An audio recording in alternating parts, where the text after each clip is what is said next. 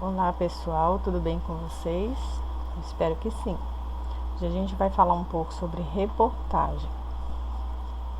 Bom, a reportagem é um gênero textual, né? É um gênero jornalístico, mas não é literário. A gente tem o gênero crônica, que ele é jornalístico e literário, tá? A reportagem ela é veiculada nos meios de comunicação, jornais, revistas, televisão, internet, rádio, dentre outros meios, tá? Esse tipo de texto informa, ou seja, o objetivo dele é transmitir informação, mas ao mesmo tempo em que ele informa, ele também objetiva criar uma opinião nos leitores. Então é um texto bem completo, porque ele acrescenta a opinião, o ponto de vista do repórter sobre o que ele está relatando, e com isso o leitor ele vai poder construir o seu ponto de vista também. Então esse texto ele tem uma função social muito importante, que seria de formar opinião, não somente de informar, tá? Uma reportagem ela pode ser expositiva e informativa. Por que expositiva? Porque ela vai expor as informações, vai detalhar os assuntos, né, que estão sendo veiculados aí. E ela é informativa porque a função principal dela é essa, é informar, ela trazer informação ao leitor. Ela também pode ser descritiva e narrativa. Por que descritiva? Porque a informação tem detalhes que precisam ser descritos. Então você vai ter um texto que tem como objetivo principal informar, mas ele precisa passar essa informação com riqueza de detalhes.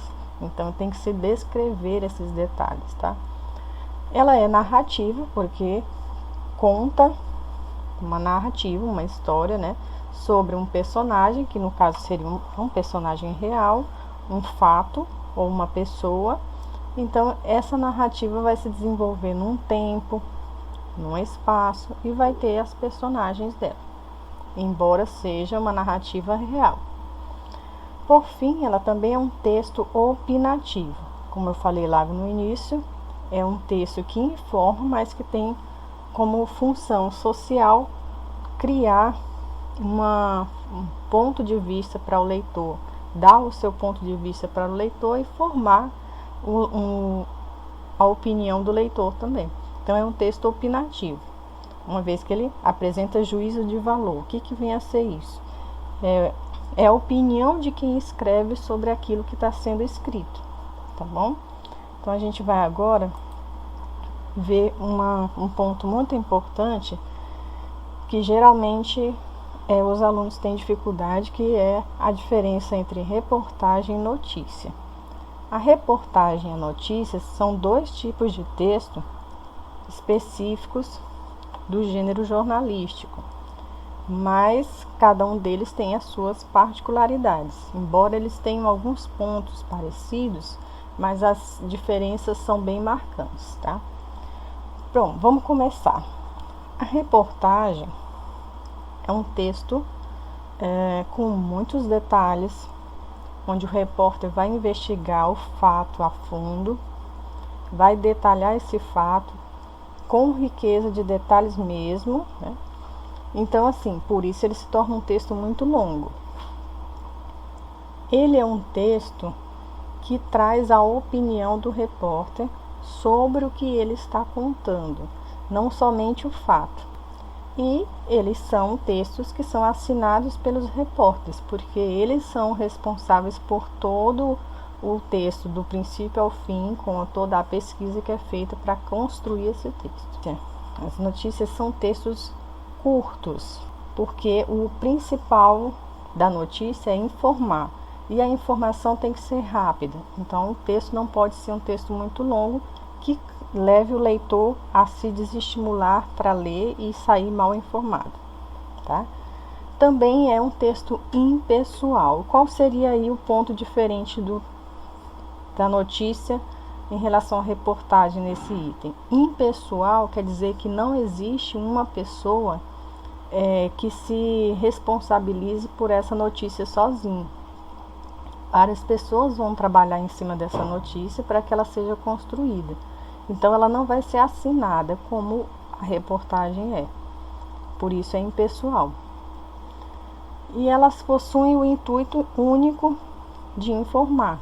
Por isso, não tem nenhuma opinião sobre o que está sendo informado dentro da notícia. A notícia, ela é uma forma de você tomar conhecimento sobre um fato que aconteceu atualmente. Somente isso. Bom, aqui a gente vai trabalhar aqui as principais características da reportagem. Nós temos aqui algumas, vou falar um pouquinho de cada uma. Primeiro, eles são textos escritos em primeira e terceira pessoa. Bom, vocês podem pensar como pode o texto ser escrito nas duas pessoas. Ou geralmente você escreve ou na primeira ou na terceira. No caso do texto da reportagem, ele pode ter as duas formas. Porque primeira pessoa seria quando você está colocando a fala da personagem direto, da maneira como ela falou. E a terceira pessoa seria quando o narrador, a pessoa que está contando a história, fala pela personagem. Toma a fala dela para si. No caso da reportagem, quando acontece um fato, ele está relacionado a alguém. E essa pessoa, ela pode muito bem ser entrevistada, com certeza ela será entrevistada, para dar seu ponto de vista, para dar sua contribuição para a reportagem. E a fala dela pode vir dentro do texto da reportagem direto, da mesma forma que ela falou. E isso é a primeira pessoa. Também pode ser que o repórter opte por escrever toda a reportagem sem utilizar esse artifício da primeira pessoa, mas aí ficaria uma reportagem muito mais condicionada ao ponto de vista dele.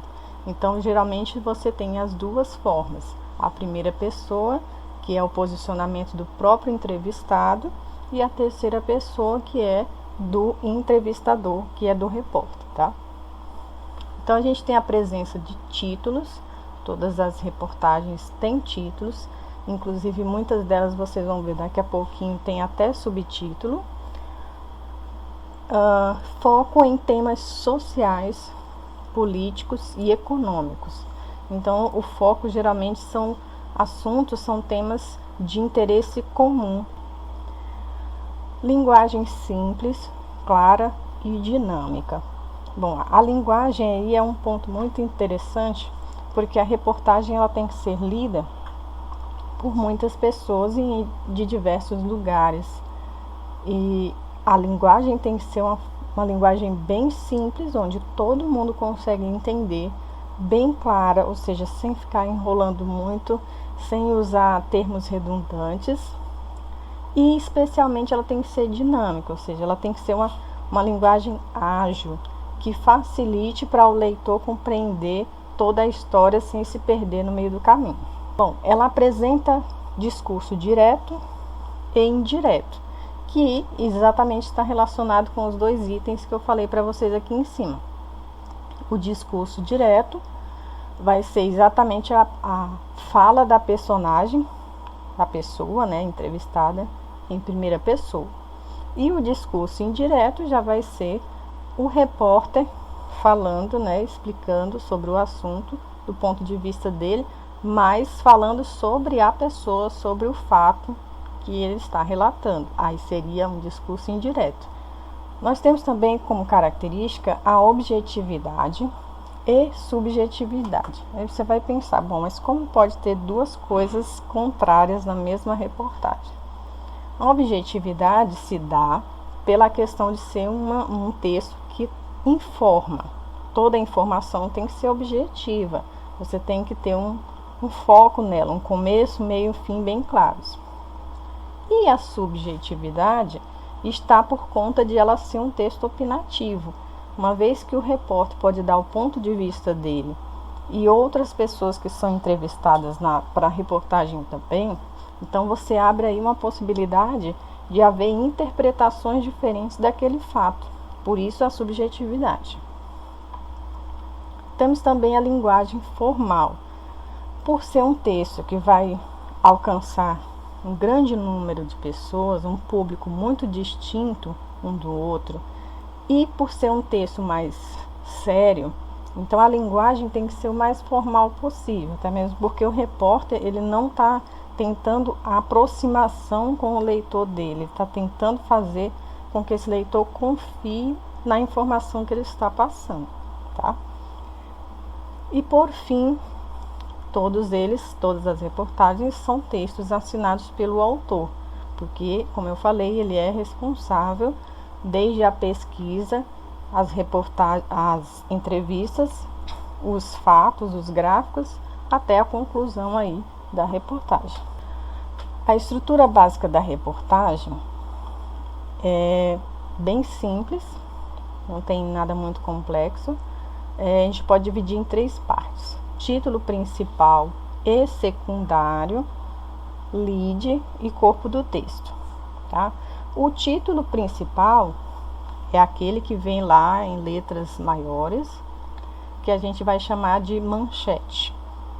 Também podemos fazer, não é obrigatório, mas podemos utilizar um texto secundário, que seria assim como se fosse um subtítulo, só que um pouco mais objetivo, sem utilizar assim de muitas palavras, uma coisa mais curta, mas com um pouco mais de detalhe do que o título. Então vem depois a lead. O que é a lead? Especificamente o primeiro parágrafo do texto jornalístico, que é uma espécie de resumo do que vai ser tratado no texto como um todo, na parte do desenvolvimento, do corpo do texto. Ali você vai apresentar com poucas palavras, poucas linhas, tudo o que você espera desenvolver naquele texto. Também é uma forma de fazer o leitor ficar por dentro do que ele vai encontrar na reportagem, tá? E depois, por fim, vem o corpo do texto, que é onde você vai escrever toda a reportagem, com os fatos, com os dados, com as entrevistas e com as análises de tudo isso, que é a parte opinativa da reportagem, tá? Nessa parte aí o repórter reúne tudo que ele conseguiu pesquisar sobre o assunto e vai montar um texto. Obviamente, pensem que ele já produziu o título, ele já produziu a lead, então ele vai ter que seguir a lead. A lead é o resumo do que ele vai falar, então tem que ter tudo aquilo que ele colocou na lead. E um pouco mais, obviamente. Então é simples. É um texto praticamente dividido em 3 partes, com uma organização básica, tá? Então, assim, não tem nada de complicado. É só para vocês terem essa ideia, porque com toda essa estrutura, a gente consegue construir uma reportagem com boa qualidade. Agora a gente vai para o próximo item. A gente vai treinar um pouquinho a leitura e a análise do texto. Eu escolhi um texto curto, por questão da gente não ficar com um vídeo muito longo. E vamos começar. Logo aqui em negrito vocês vão ver a biomassa já responde por quase 10% de toda a matriz energética do Brasil. Isso aqui é o que inicia o texto. Quando você abre um texto e que você vê essa frase bem destacadas, na maioria das vezes ela vem em letra maior, no caso aqui eu destaquei em negrito, quer dizer que essa parte quer chamar a atenção para você sobre o que vai ser tratado nesse texto de maneira bem simples. É o título. Logo abaixo tem biomassa, é a matéria de origem vegetal ou animal que pode virar energia. Entre os resíduos usados está o bagaço de cana e os resíduos florestais. Esse trechinho aqui que vocês viram seria considerado o subtítulo, tá? Mas nessa reportagem a gente não tem o subtítulo, a gente tem a lead. Então aqui nesse item da biomassa até florestais já é a lide, já é apresentando do que o autor vai tratar nessa reportagem. E abaixo disso, onde começa, a biomassa já responde por quase 10% da matriz energética brasileira e hoje é uma das principais linhas de pesquisa no país, inclusive já tem empresa produzindo a própria energia a partir da casca de arroz e de aveia.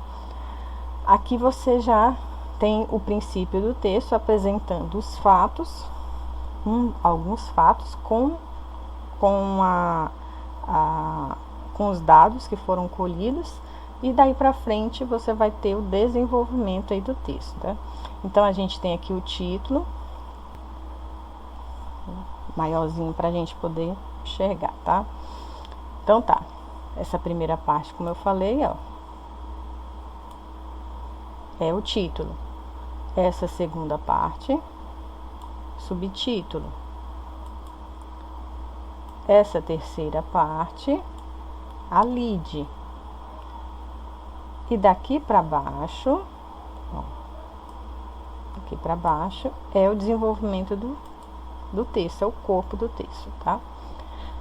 Então a gente vai fazer uma leiturinha bem breve e a gente já vai partir para o próximo item, tá? Bom, biomassa já responde por quase 10% de toda a matriz energética do Brasil. Biomassa é a matéria de origem vegetal ou animal que pode virar energia. Nesse ponto ele descreve, ele denomina o que vem a ser biomassa.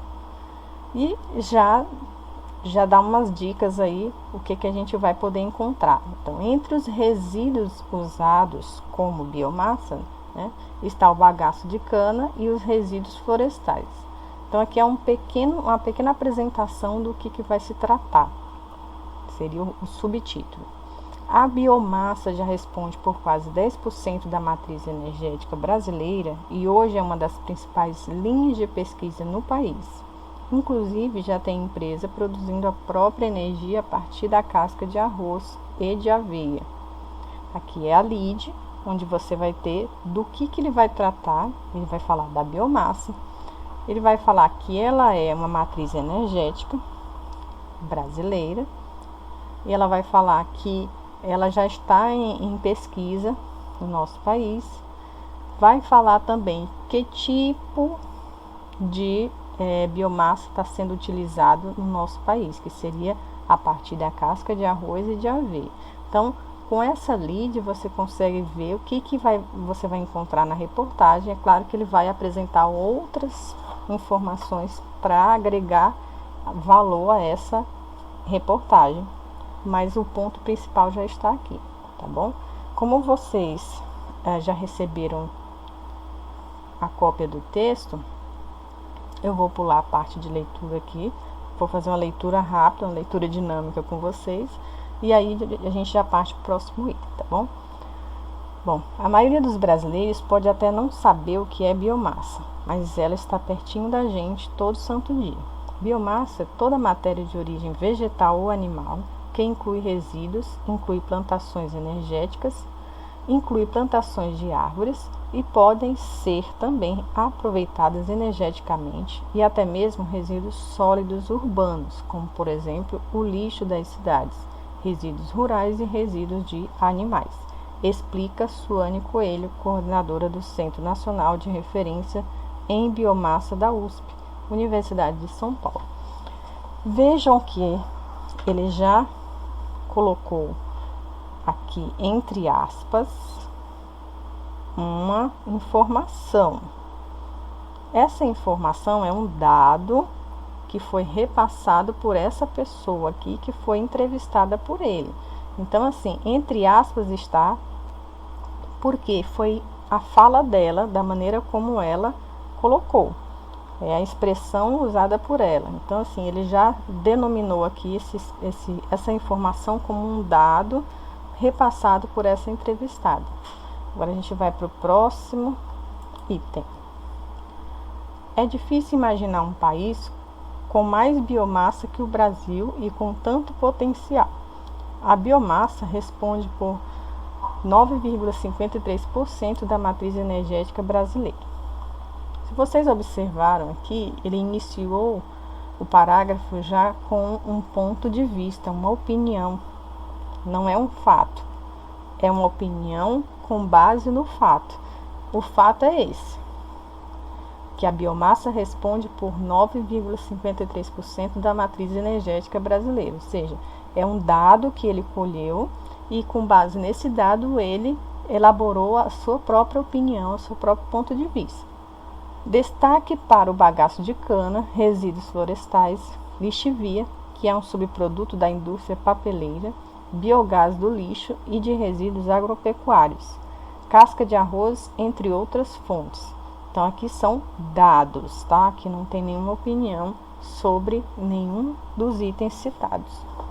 Mas, segundo os cientistas, o potencial de exploração energética da biomassa do nosso país equivaleria em uma conta conservadora a pelo menos 4 hidrelétricas de Itaipu. É a opinião dele aqui? Não. Aqui ele deu o ponto de vista de outras pessoas. Apenas a queima do bagaço de cana gera 10.000 megawatts. Outro dado, outro fato coletado, metade disso é para consumo próprio das usinas. Mais ou menos metade é usada para ser exportada para a rede. Mas nós temos um potencial para dobrar essa exportação para a rede. Portanto, podemos ter mais de uma Itaipu sendo produzida e sendo injetada na rede, aponta Suane Coelho. Então, outro dado que foi utilizado aqui foi a fala dessa especialista, né, que nós vimos agora há pouco, para sustentar a informação de que esse tipo de energia é uma energia viável para o nosso país, tá? Finalizando, a gente tem a referência de onde foi postado, onde foi veiculado essa reportagem, foi no Jornal da Globo, e quem foi o repórter que escreveu, o autor da reportagem, tá? Aqui André Trigueiro. Então, a gente vai seguir para a atividade. Bom, já fizemos uma boa análise de todos os aspectos que compõem a reportagem e a gente já tem como, naquele item que eu fiz com vocês, fazer o destaque no próprio material que vocês têm aí, que vocês tiveram acesso, tá?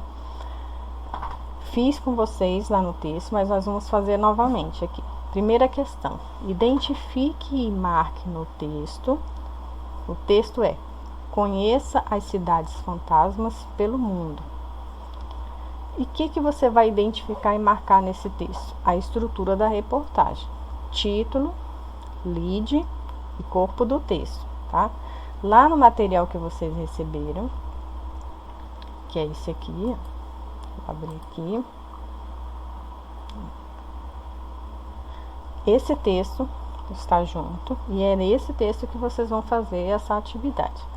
Então, aqui, a gente tem que destacar primeiro o título do texto.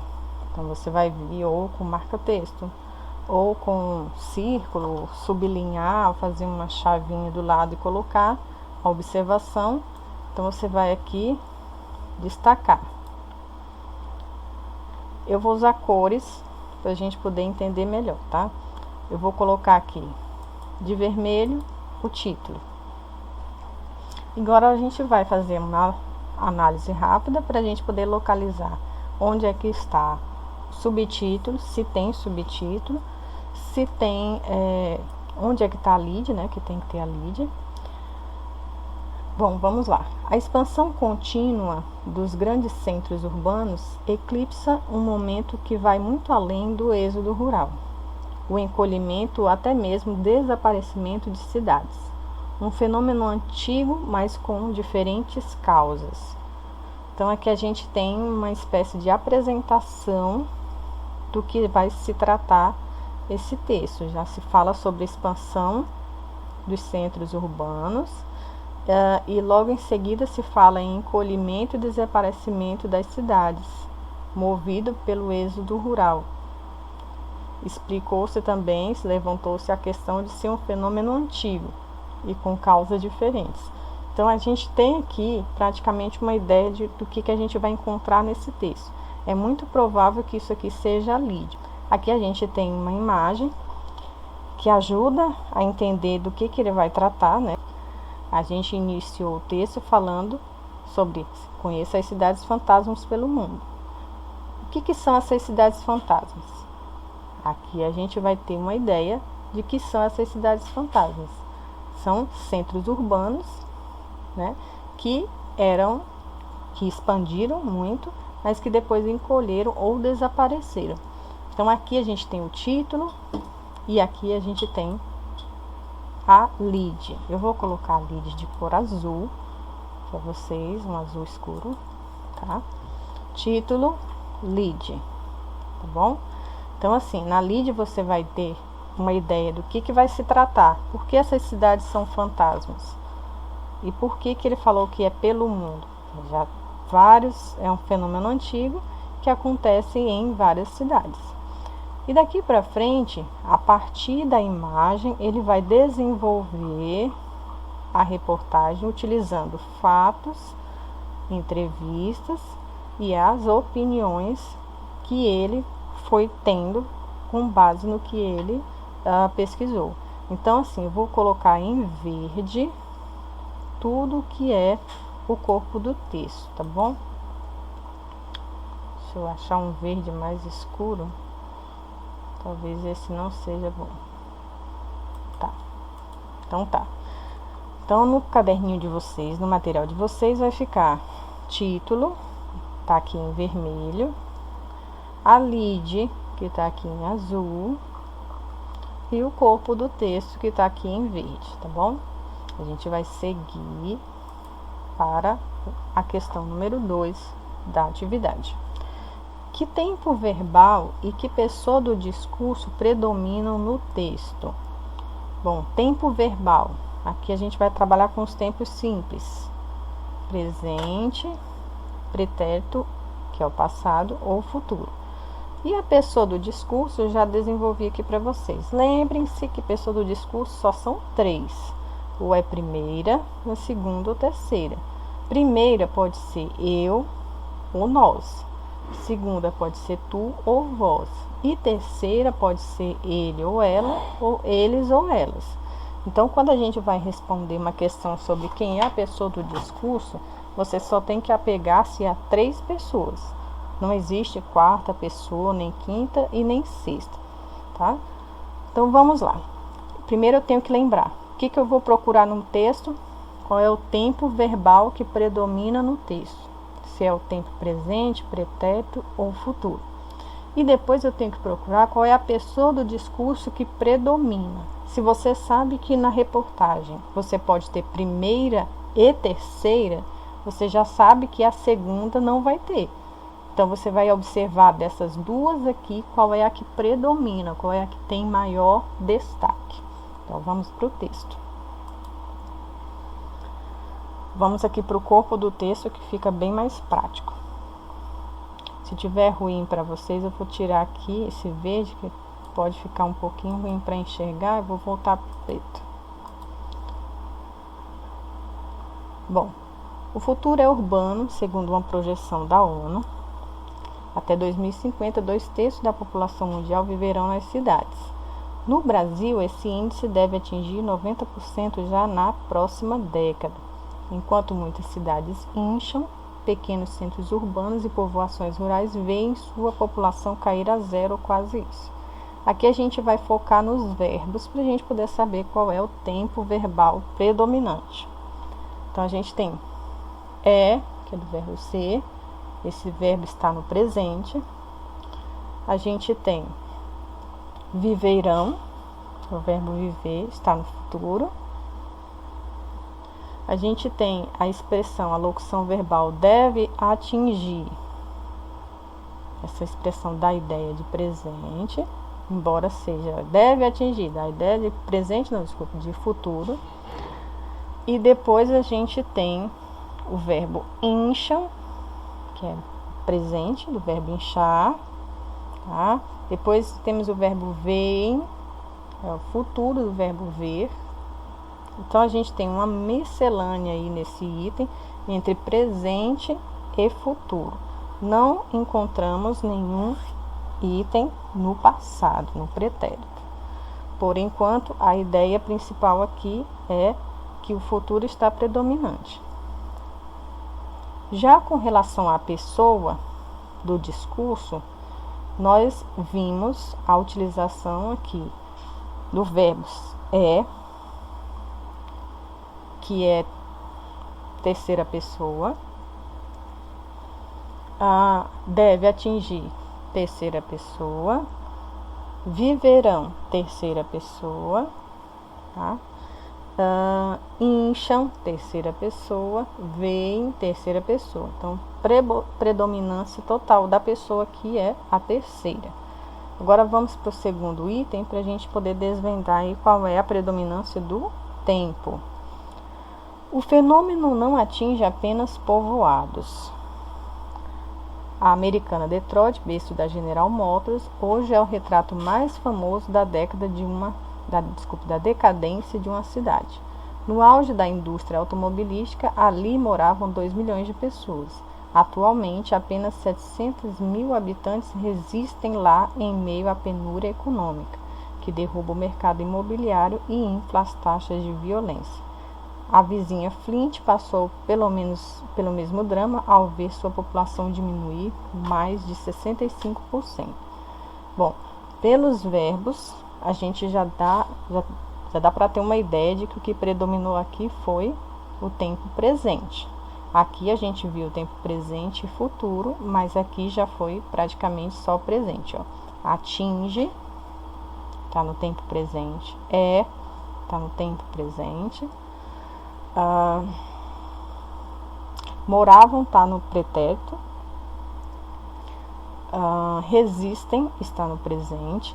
Derruba, está no presente. Infla, está no presente. Passou, está no pretérito. Ver e diminuir não estão flexionados, mas dão a ideia de presente. Então, a predominância aqui, apesar de encontrarmos dois verbos que estão no pretérito, o tempo que predominou foi o tempo presente. Mas o tempo presente desse primeiro item e do primeiro lá, que é o iniciozinho que a gente viu, aqui, ó, continua, tá? A gente conclui que o tempo predominante aqui é o tempo presente. Com relação à pessoa, predomina a terceira pessoa. Resistem eles, atinge eles, novamente ele, terceira pessoa, tudo aqui ele ou eles ou ela é terceira pessoa, derruba é terceira pessoa, tá? Passou também é terceira pessoa e por aí vai, gente. Então, se a gente tem aí uma maior parte de presente e terceira pessoa do texto, a gente já vai conseguir, vou ver aqui, responder a questão número 2. Que tempo verbal e que pessoas do discurso predominam no texto? O tempo verbal que predomina no texto é o tempo presente. Qual é a pessoa do discurso que predomina no texto? Primeira, segunda ou terceira? A predominância seria da terceira pessoa. Terceira questão. Com base na sua resposta da questão anterior, explique por que essa pessoa do discurso é predominante. Bom, a gente vai voltar lá para o início, características da reportagem para vocês entenderem. A reportagem ela pode ser escrita em primeira e em terceira pessoa. Ela pode ter discurso direto, tem um pouquinho antes disso. Ele tem a função de informar, então ele vai criar um texto que fale sobre um assunto, que informe sobre isso, falando sobre este assunto, na divisão das pessoas do discurso. A primeira pessoa é a que fala, a segunda é a com quem você fala e a terceira é de quem ou de que você fala. Então, se a reportagem trata de um assunto, qual é a pessoa que vai predominar na reportagem? É a terceira. Por quê? Porque o assunto é que é o foco da reportagem. Quarta questão. Vamos revisar um pouco do sujeito e do predicado? Vamos só relembrar. O sujeito é aquele que faz a ação descrita no predicado, ou de quem se fala na oração. Já o predicado é a parte da oração que contém o verbo. Ele revela o que falamos sobre o sujeito. Então, na criação da oração, você vai ter alguém que é responsável por alguma ação, que fez alguma coisa, ou de quem você está falando, e o que você está falando sobre esse alguém, sobre o que essa pessoa fez. Então, o sujeito é aquele que faz ou que recebe a ação. E a ação, ela está dentro do predicado. É o verbo que inicia o predicado, tá? Então, a gente vai, só relembrando esses conceitos, a gente vai aqui para a letra A da 4. No trecho, o fenômeno não atinge apenas povoados, a gente vai localizar e identificar o sujeito e o predicado dessa oração. Bom, primeira coisa, a gente vai fazer igual a gente fez no texto, localiza o verbo, porque quando você localiza o verbo, você consegue identificar o sujeito e a partir da identificação do sujeito, todo o restante da oração será predicado. Então, vamos começar. Quando eu digo o fenômeno não atinge apenas povoados, a palavra que dá ideia aqui de ação ou que representa algo que alguém fez seria a palavra atinge. Tá aqui, tá? Essa palavra é a base para a gente encontrar o sujeito. Quando eu digo atinge, eu tenho que me fazer a pergunta: quem atinge? Vou colocar aqui em vermelho. A resposta para essa pergunta vai ser o sujeito. Quem atinge aqui nessa oração é o fenômeno, tá? Isso aqui é o sujeito. Isso aqui é o verbo da oração e com esse verbo eu encontrei o sujeito. O que me restou fora do sujeito é todo esse trechinho aqui. Quando eu digo não atinge apenas povoados, isso aqui é o que eu estou falando sobre o sujeito. E quando eu falo algo sobre o sujeito, o que eu falo é o predicado. Então, todo esse trechinho aqui, tá? Então, aqui, sujeito, e aqui é o predicado. Então, deixa eu ver se eu consigo escrever para vocês não ficarem confusos, certo? O fenômeno é o sujeito, é de quem eu estou falando nessa oração. Não atinge apenas povoados, é o predicado, é aquilo que eu falo sobre o sujeito. Então, quando a gente vai estudar sujeito e predicado, e vocês já estudaram, porque a gente só está fazendo uma revisão, a gente tem que sempre começar pelo verbo. O verbo é que vai ajudar a gente a identificar todos os outros itens que a oração tem, né, que a gente precisa reconhecer. Então tá, gente, chegamos aqui ao final do nosso estudo e para finalizar a nossa aula, eu trouxe essa mensagem interessante. Eu espero que vocês reflitam sobre isso e pensem em todas as questões que estão permeando aí o momento de vocês, né? Se você quer vencer, não fique olhando a escada. Comece a subir degrau por degrau até chegar no topo. Com essa mensagem, você deve estar pensando, mas a escada às vezes é meio torta, às vezes dá medo, é uma escada muito íngreme, uma escada que não tem corrimão. Mas a mensagem diz exatamente para você não se apegar à escada. E o que é a escada na nossa vida? São os obstáculos, são os problemas. Então, se você quer chegar ao seu objetivo, a última coisa que você tem que se apegar são os problemas que você vai enfrentar até chegar lá. O que você tem que fazer é seguir em frente até que você consiga chegar. Então, com essa mensagem, espero que vocês tenham gostado da nossa aula e que vocês tenham aprendido um pouquinho aí sobre a reportagem. Um beijo a todos e até a nossa próxima aula.